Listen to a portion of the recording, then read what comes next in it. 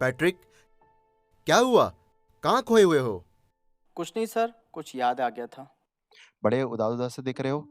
ख़ैर ये बताओ, तुम बाहर गए थे, तुम्हारा अनुभव कैसा रहा? अनुभव तो अच्छा रहा सर, पर दिल थोड़ा दुखी है। सर, इस बार जब मैं विजिट पे गया तब मैं दिन भर विज़िट पे था। विज़िट के दौरान बहुत सारी चीज़ों का मुझे सामना करना पड़ा, जैसे कि लोगों की नकारात्मक बातें, लॉकडाउन का सफ़र और बहुत सारी चीज़ें। लोग अलग-अलग बातें बताकर सिर्फ़ नकार रहे थे। बारिश बहुत हो रही थी और मुझे एक घर और विज़िट करना था और जैसे ही मैं वहाँ पर पहुँचा, तब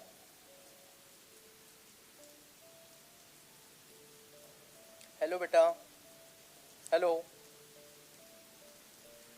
अरे मम्मा, मम्मा, वो देखो चंदा लेने वाले अंकल आए हैं।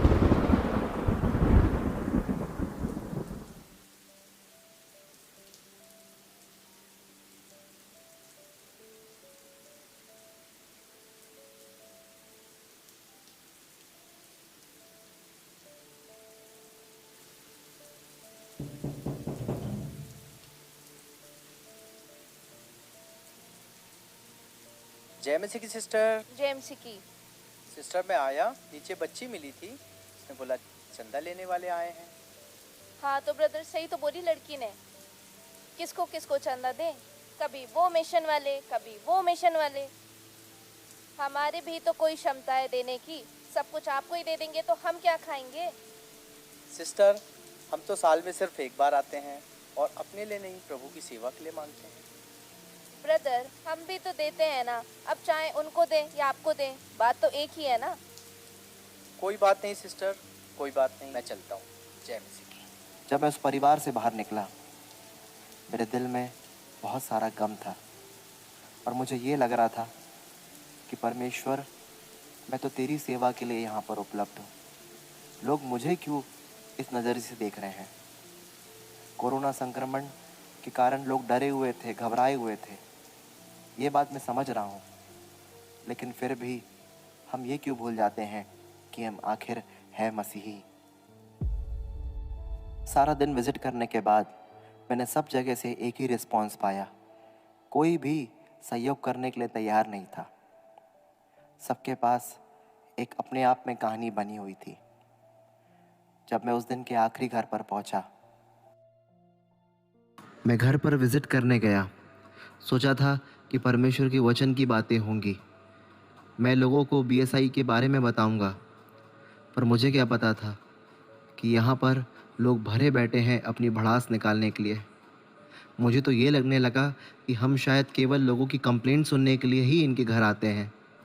लोग नाना प्रकार की यहाँ वहाँ की इधर उधर की बातें करते चले जाते हैं और समय की तरफ बिल्कुल भी ध्यान नहीं देते, और जब अपनी पूरी भड़ास ख़त्म कर लेते हैं, तब आखिर में कहते हैं कि हमारे पास देने के लिए कुछ भी नहीं। ये मेरे लिए बहुत दुख की बात थी कि मैं जिस कुर्सी पर बैठा था, उसी को सैनिटाइज किया जा रहा था। मैं इस गम को दबा नहीं पा रहा था सर। मेरे अंदर बहुत तकलीफ थी, बहुत ज़्यादा। ऐसा लग रहा था कि सब छोड़ के यहाँ से निकल जाऊं। ये जायज़ है पैट्रिक, और ऐसा होना भी ज़रूरी है। मैं समझ सकता हूं, हम सब सामान्य परिवार से हैं। परमेश्वर हमको बहुत आदर दिलाता है, पर कभी कभी कड़वे अनुभव भी हमारे पास होते हैं। और यहाँ जितने भी बैठे हैं, इन सब अनुभवों से गुजर चुके हैं। कोरोना, लॉकडाउन, कोविड-19 के चलते आज लोग सब अपनी सुरक्षा की तरफ ध्यान दे रहे हैं, और इस बात के लिए हम किसी परिवार को दोष नहीं दे सकते पैट्रिक। मैं समझ सकता हूं आपके दिल में क्या ठेस पहुंची है। आप बारिश में भीगते, घर घर विजिट करते, लोगों ने घर के अंदर नहीं बुलाया, या बुलाया भी तो जैसा रिस्पॉन्स उनको करना चाहिए शायद नहीं किया। कोई बात नहीं,